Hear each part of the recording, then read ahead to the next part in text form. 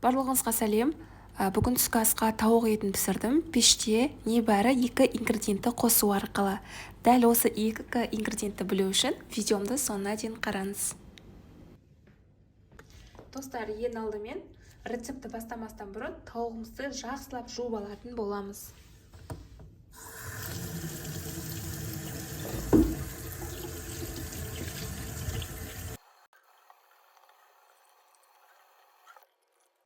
Тауығымызды жақсылап жуып алдық. Енді осы тауығымызға бізге керекті 2 ғана ингредиент қажет болады. Ол бізде біріншісі майонез. Майонезбен өте жақсы келеді, үйлеседі яғни. Дәл осындай приправаны қолдансаңыздар болады. Кез келген дүкенде сатылады 65 теңгеден. Осы майонез екеуін араластыратын боламыз. Сол кезде біздің тауығымыз өте дәмді, орыс тілінде айтқанда сочный болып шығады. Ал ендеше бастайық.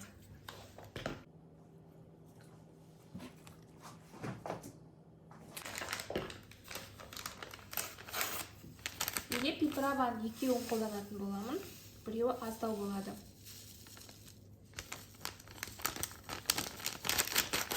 Біз осылай тауықты маринаттайтын боламыз.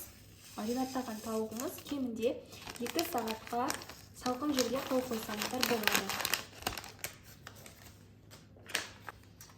Артық тұз, бұрыш қосудың қажеті жоқ, өйткені барлығы осы приправаның ішінде бар.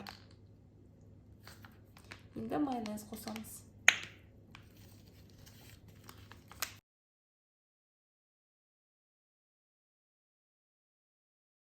Араластырып шығатын боламыз.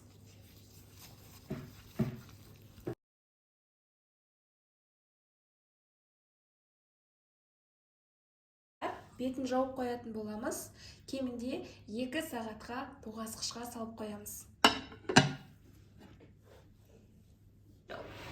Бізде 2 сағаттай өтті. Яғни біздің жасаған соусымыз тауық етіне толықтай сіңді. Енді біз бұны пеште пісіретін боламыз. 180 градуста 60 минуттай пісіреміз.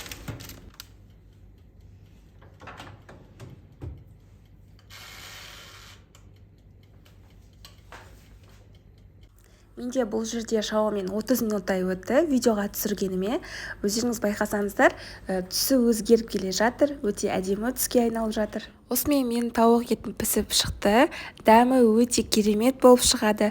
Үзілген кезде де оңай үзіледі. Қасына кез келген гарнир бола береді. Мысалы, пюремен немесе күрішпен. Мен күрішпен гарнир жасадым. Сіздер де дәл осы рецепті жасап көріңіздер. Егер ұнаса өте қуанышты боламын. Алдағы уақытта жаңа рецепттерімді үзбей көру үшін подписаться деген нүктені басып, қоңыраушаны басуды ұмытпаңыз. Сол кезде алдағы жаңа шыққан видеолардың барлығын сізге бірінші болып SMS түрінде келіп отырады. Сіздермен болған арайлым.